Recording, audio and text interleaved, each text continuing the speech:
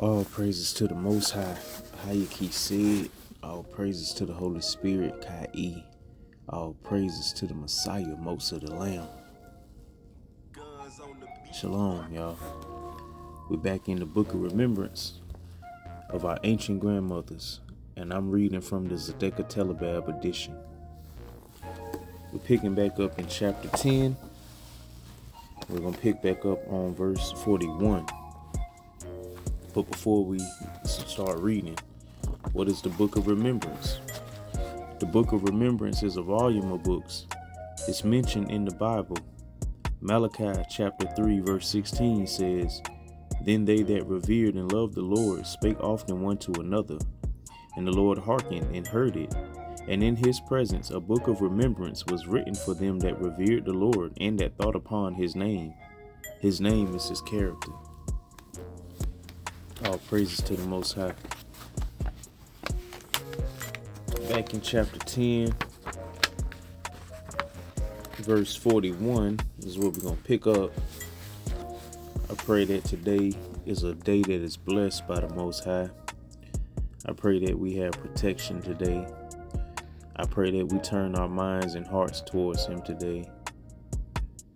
I pray that we think less of ourselves today and more of him.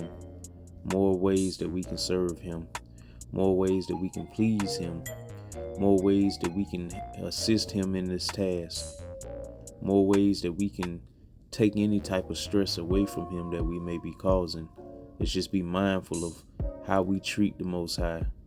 The things that we do affect the Most High. How we treat each other affects the Most High. Let's also consider his feelings. Verse 41. "And I saw that superstition began to have its way with some of the people in the surrounding encampments, for the people had heard talks that the secret society of Seku sinned against animals and birds and the fish of the sea, and they did not understand Noah and his righteousness. And I saw that in all the close encampments there were those who were afraid of the settlement of Ebenim, because they did not understand that which they heard about Noah. And many moved away from the quiet valley there. And the land continued to be at peace, and milk and honey were in abundance there. And Jubal, Rak, and Lamech were content to dwell there, and were very protective over the happiness of their people. And it could be seen that superstition always surrounded Noah, both because he did not have the appearance of others, and because of his walk with the Irkodeshi. And it became clear to me that the Lord had set his hand to see that these righteous people in this peaceful valley could perform tasks for him in his yearnings for the world of his father Anoki said. And it was the holiness of the mothers of Noah that allowed him to be raised up with a normal view of life. And Iona was well suited to do so because she inherited the power of forgiveness from her mother Adah. And it was her unrelenting compassion on the unknowing and the superstitious that empowered her to be successful before the Lord and the people. And it came to pass that I continued to view all these things with an expectant heart. And I began to see again, and I saw that Noah spent the heat of the day in the shade by the river. And he would move out upon the land in the morning or evening when the light of the sun was mild. And one evening after a meal he sat by, and he spoke of the wonders of the Lord, and the miracle of the Kodeshi. And as he looked about, he espied a light coming from the river, down by his place of prayer. And he wondered who could have kindled a fire there, because people usually left the place alone, knowing it was sacred to him. And as he looked, he saw that the light reflected up upon the trees without a flicker, and it was now seen to be a glow. And Noah went forward to see what it could mean, and he went quietly and respectfully. And when he arrived, no one was there, but all the place was lit up with a clear and penetrating light. The light was even to be seen on the ground among the willows. And Noah said, "Lord, are you here?" And the Lord said, "Here am I." And when Noah looked, he found that the Lord was there, sitting on a clump of grass. And Noah went over and sat beside him on the ground. And the Lord began to speak to him. And the richness of the love they had for one another could not be measured. And as I looked, it seemed to me that Noah was a youth at this time, and the eyes of Noah were open, and in his soul he was born anew. And the Lord began to instruct him, and he said, I have an important task for you, my son. The wicked in the valleys of Halea with their Nephilim are bringing violence and a great evil into creation. And they are joining together the souls of men with the spirits of animals and birds and the fish of the sea. And in this way, the visions of created purpose given them by my Father are lost. And the time will come when it is my desire that you bring to fruition the prophecies of the mother of all the living regarding the waters of the earth. And the Lord continued, and he said, when in certain times holiness is required of you in large measure, it would be well for you to eat bread made with the seeds of the Shoshan flower and a sieve. And I saw that the Shoshan flower was a kind of large water lily, and the seeds of the agmor plant mixed in will offer you protection. When you approach to bless, Anoki said, and I saw that the agmor plant is a bulrush with a very heavy top filled with seeds. And the Lord impressed upon Noah that he must be always found to walk in harmony with the waters of the earth and of heaven, for they will be the means to bring comfort to Moses and assist him in his task for his father. And it came to pass that Botan prayed for her son. And it came to pass that Botan prayed for her son when he went to discover about the light at the river. And she went in alone into her dwelling. And the strong presence of Moses was there to greet her. And she bowed down before him. And the Lord instructed her that now was the time for Iona to teach Noah all that was known and written upon the water tablet. And that it was time for Noah to begin to be the keeper of it. And it was very important that all be done according to the leading of the Spirit, because Noah must have dominion over the waters of the earth and of heaven. And the Lord instructed her that he must not eat red meat, but fish and waterfowl only, so that their spirits could be inseparably joined in their love for Anoki said. And in these things, his life would be nourished by his near kindred, and his principal Ir-Kodeshi, all of which were associated with the waters of the earth. And the Lord opened up before Noah a vision of pure waters. And I could see that Noah was very moved upon in his love for the Lord, and he did not want him to leave. And as he discerned that the Lord was withdrawing, he desired to go with him. But the Lord constrained him and told him that he must continue upon the earth, for he had marvelous deeds yet to perform, for his father Anoki said. And Noah slept upon the ground, and when it began to be light, he returned home. And the people beheld his countenance to be shining from the encounter with Moses the Lamb. Excuse me. Excuse me.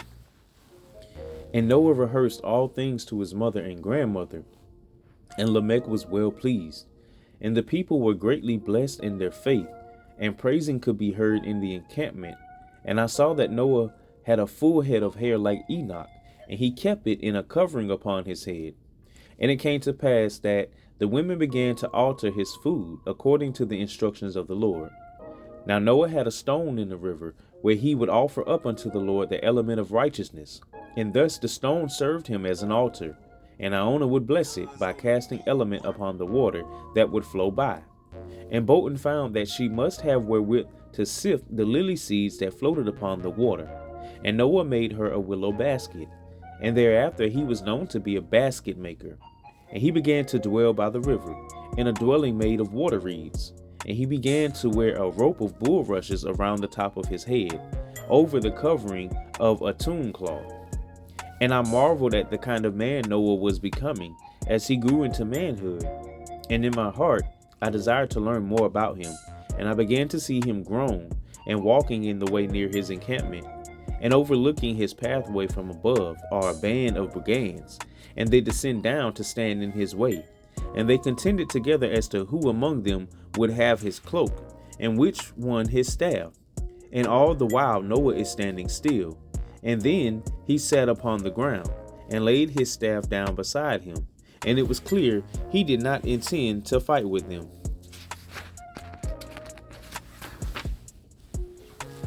And his head was covered with the cloth that came down over his shoulders. And one among the brigands who seemed prominent said, Come, let us kill him and be off. And one of them pulled the covering off his head, and Noah smiled, and looked up with compassion upon them. And when they beheld him to be white, and his eyes shone like fire, they shrank back in fear, and they fled away from him. And Noah wept because of their fear and sin. And the young man who had uncovered his head lingered in the shadows behind the others to watch Noah. And Noah hailed him, and motioned for him to come and sit near him on the ground. And the man approached him slowly and stood a ways off. And he was very thin, and his clothing was in shreds, and was filthy. And Noah did not look directly upon him, but gazed upon the ground, and asked him how his family fared. And the young man sat down, and said that he had no family, and had been alone without kindred all his days. And Noah said, Have you eaten? And the man said he was faint for the want of food. And Noah arose, and bid the brigand to come to eat with him. And when they arrived at the camp, Botan cooked bread for him with fish, and he was refreshed. And thus she ministered to him, and brought refreshing to his spirit. And she served him food he never had seen before. And in all these things his fear began to diminish, and he lay down and slept. And he remained to visit for some days. And he was given a new cloak, and he bathed in the river. And when he thought he was to leave, Noah prayed over him that he would come to have kindred and be blessed to overcome his loneliness. And Lamech gave him a name, and it was Yasha, because of the compassion of the Lord that could rescue him to happiness. Oh yeah. And because of these acts of love, Yasha asked if he could dwell among them. And the people considered the matter, and it was determined that he could stay, if he learned to work in the gardens. And Lamech gave him a bowl to eat with, and Yasha was completely taken in by the love of the people there. And it came to pass that Put and Arvad came by in their travels, and they took him with them. And it was reported that he found his rightful rib, and they had come to have many daughters who dearly loved their father, and they doted upon him with much tenderness of heart. All praises to the Most High. All praises to the Most High, man. When I said, oh yeah, that's because I seen Yasha. That's what I call my Lord and Savior. I call him Yasha or Yeshaya or Yashaya because in the Bible, when his mother was told to name him what she was told to name him, it was said right after, because he shall save his people. Save is synonymous with rescue. He shall be a rescuer of his people. This is what I mean when I said in the beginning that the Lord's name, the Most High, his name is his character. Back then when our people received names, and many people in the earth, when they received names, it was because of their character. This is why a lot of times their names would change, because their character may change. For example, we may have heard of Methuselah in the Bible, but many of us may not have heard of Methuselah. It's the same person, but the character changed. Much like you have Shem, who is Melchizedek, who is the Archangel Michael. The names change because the character slightly changed. It could be an elevation, or it could be something that you downgraded from, and so your name had to change. But back then, when we were given names, it wasn't just something that sound good or something that had a ring to it. No, the names were given because they had prophetic meanings over them. Prophetic meanings. All praises to the Most High, fam. I pray that the fruit of the Spirit is in you. I pray that you can love somebody and forgive somebody today. I pray that we can be emissaries of loving kindness, showing love towards one another, being kind towards one another, forgiving one another, having grace and mercy towards one another. Man, I pray that today is a better day than yesterday. I pray that y'all walk in shalom. All praises to the Most High. Shalom.